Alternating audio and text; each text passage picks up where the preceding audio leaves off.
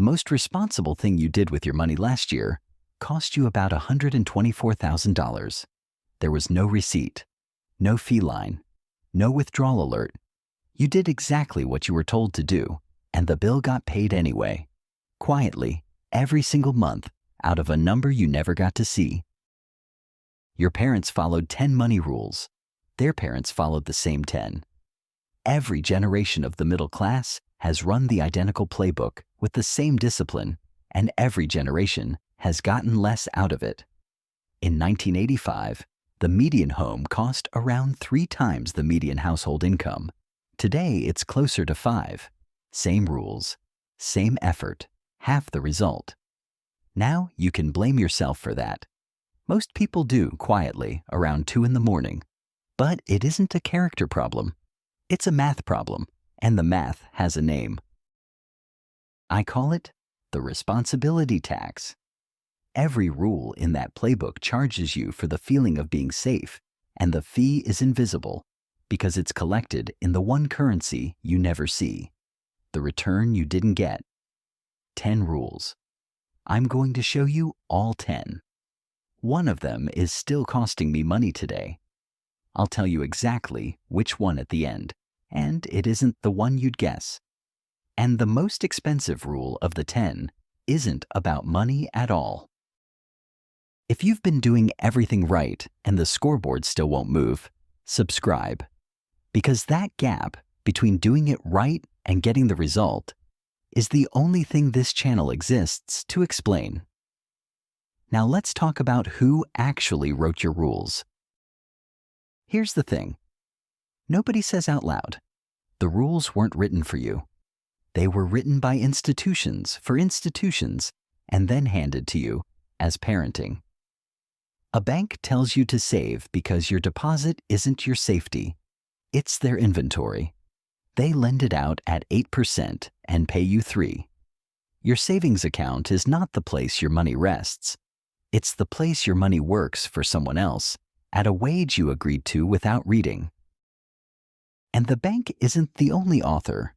Your credit score rewards you for carrying debt gracefully, not for having none. Your employer calls a match a benefit, which is a way of describing your own money as a gift. An insurer sells you certainty and prices it, so certainty loses. None of this is a conspiracy. Nobody is in a room laughing. It's simpler and worse than that. Every rule you were taught has a beneficiary, and the beneficiary just isn't sitting where you're sitting. A National Financial Literacy Survey last year put a number on the damage. The average American lost around $948 to money mistakes in a single year, and 48%, almost half, lost at least $500. But read that finding again because everyone reads it wrong. Those aren't the reckless people. Reckless people don't answer surveys about their budgets. Those are the rule followers. The problem was never the people ignoring the playbook. It's the ones executing it perfectly. Because discipline isn't a virtue. Discipline is a multiplier. It multiplies whatever direction you're already pointed in. And if the map is wrong, walking faster just gets you lost with better posture. So here are 10 rules I wish someone had forced me to understand a decade earlier. Not trading rules, survival rules. I'm not telling you what to buy. I'm showing you what the arithmetic does while you're not looking. What you do with it is yours. Rule 1. Cash isn't safety. Cash is a slow, polite, guaranteed loser. Your bank pays you 3.5%, and that number feels responsible. But inflation runs 3 to 4. So your safe money is earning 0 in real terms, and in some years, less than 0. You are not preserving anything. You're paying an entrance fee to a room where nothing grows, and you're calling the receipt a plan. Now put $10,000 in that room and leave it for 30 years. At 3.5%, it becomes about $28,000. The same $10,000 in a broad index fund at the market's long-run average of roughly 9.5% becomes about $152,000. The gap is around $124,000 for one decision you made because it felt careful. And that average is an average, not a schedule. There were 10-year stretches that paid you nothing, but nothing for a decade and nothing for 40 years are not the same sentence. So let me be fair to cash, because this is where people overcorrect. 3 months of expenses sitting in a boring account is not a mistake. That's not an investment. It's a fire extinguisher, and nobody complains that the extinguisher underperformed. The fee isn't charged on the months. It's charged on the years. Cash you need in 90 days is a tool. Cash you'll need in 30 years is a slow leak with your name on it. The rule failed you by never telling you where the line is.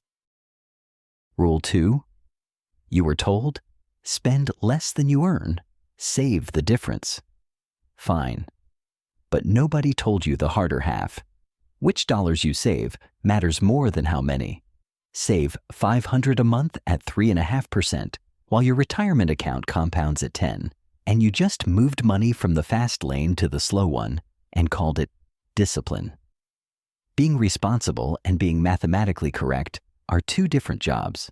Most people only ever get hired for the first one. And notice what that rule does to your attention.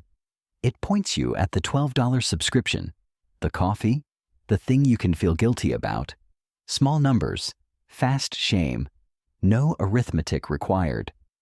Meanwhile, the account holding your entire savings is losing more every quarter than you'd save by never enjoying a single thing again. The rule keeps you busy at the cheap end of the problem. That's not an accident.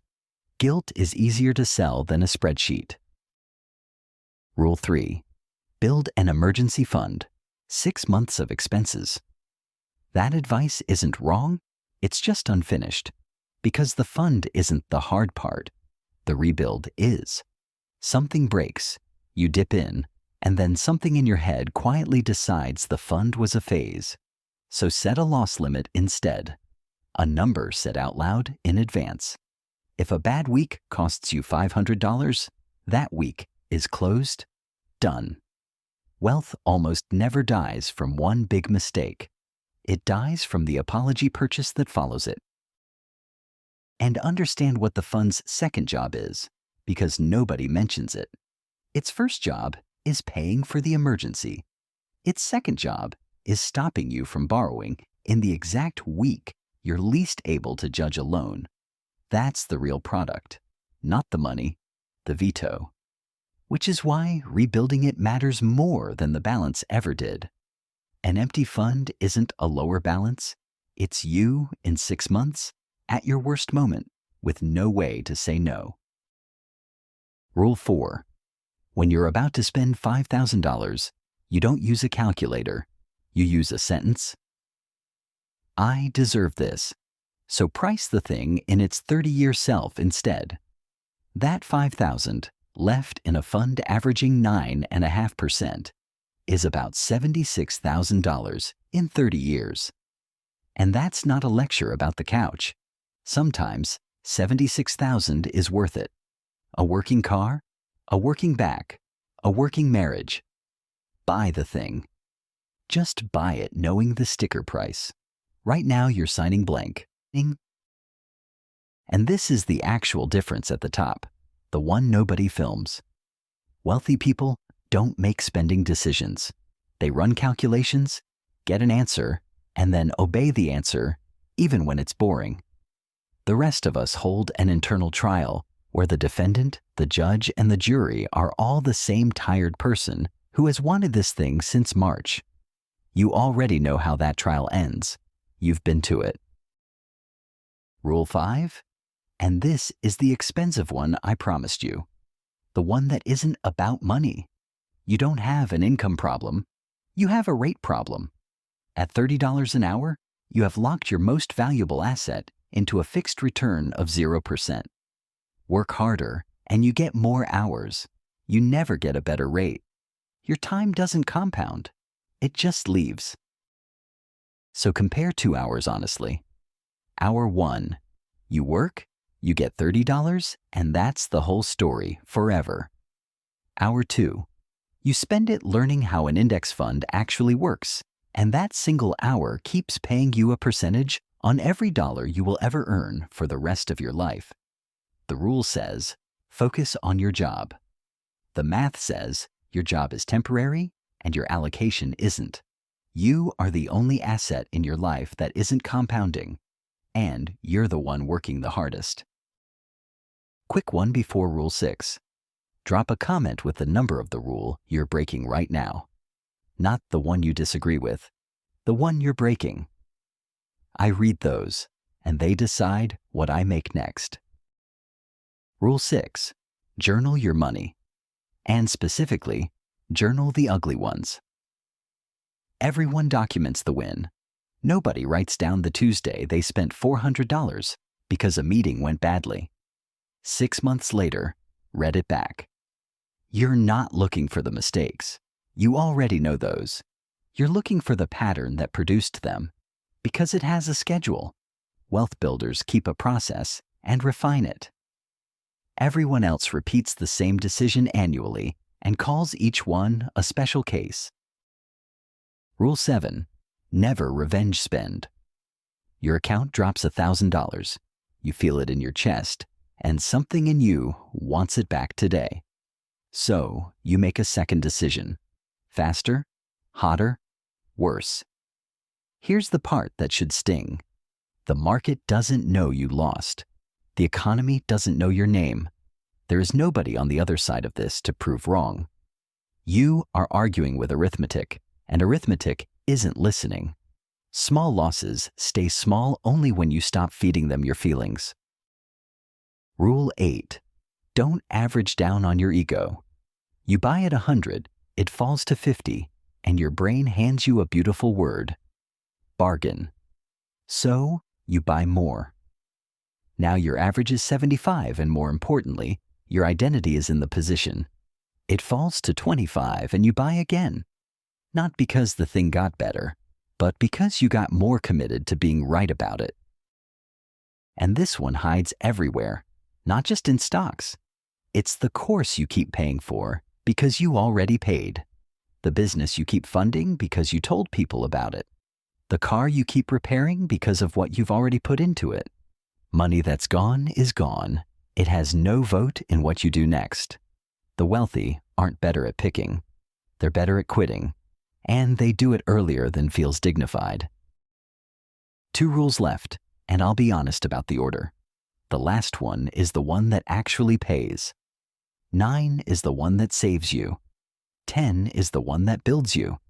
And the one I still break myself is sitting behind us already. I'll come back for it. Rule 9. Never borrow for opportunity. Not rent money, not the emergency fund, not a loan for the thing that can't miss.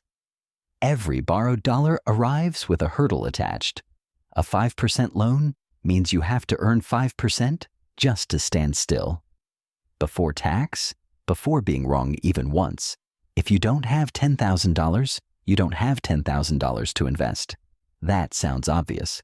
It stops being obvious the moment somebody offers you the $10,000.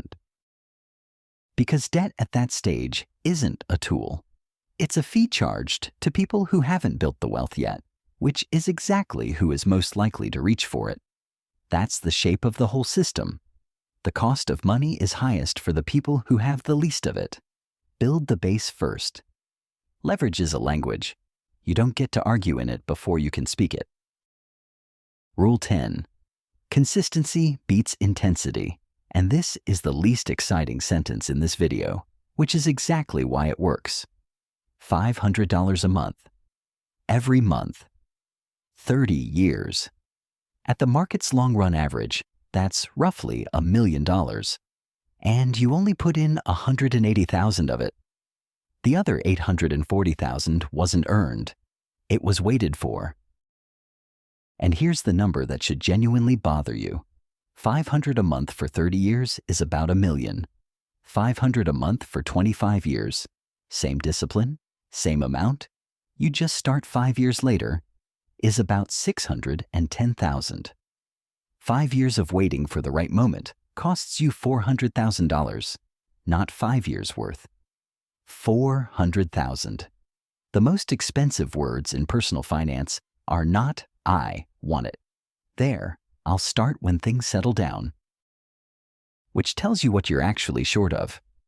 It isn't money. It's the time you already spent waiting for the right moment.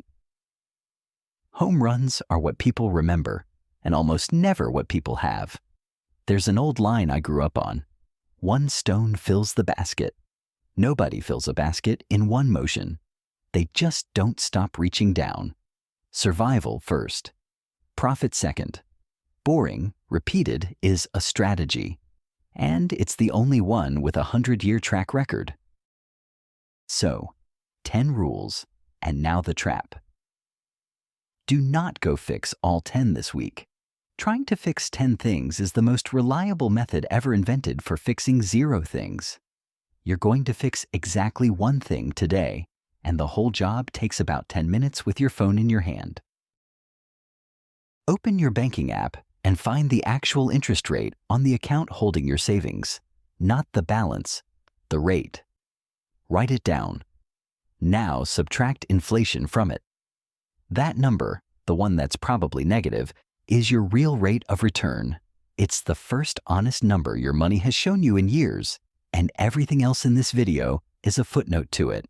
Most people have never once looked. That's not stupidity. That's design. Then tonight, 2 sentences out loud. First, my weekly loss limit is my number. Second, anything over my number, I decide tomorrow. That second sentence alone would have deleted most of the worst financial decisions of my 20s. And it costs you nothing but one night's patience. And set one automatic transfer for the day after payday. Not for the amount you can afford, for the amount you can survive. Automatic beats motivated because motivation does not show up in March. Now the one I owe you. Here's the rule I still break. Rule 6. I do not journal the ugly ones. I log every good decision I've ever made, time-stamped, screenshotted, framed. The bad ones I remember, which is a polite way of saying I delete them. And every pattern that has ever cost me real money survived for exactly one reason. It lived in the part of the record I refused to write down. Which is the whole video in a line. You were never bad with money. You were excellent at instructions written for somebody else's balance sheet. The middle class doesn't lose for lack of discipline. It loses because it aims world-class discipline at a playbook it never checked the author of. You're not behind. You were pointed. So turn. Same discipline, new direction, one rule at a time, starting with the 10 minutes tonight. Subscribe if you want the rest of that playbook rewritten with you, because that's what we're building here. One rule at a time. And tell me in the comments which of these 10 you're breaking right now. I already told you mine. Your move.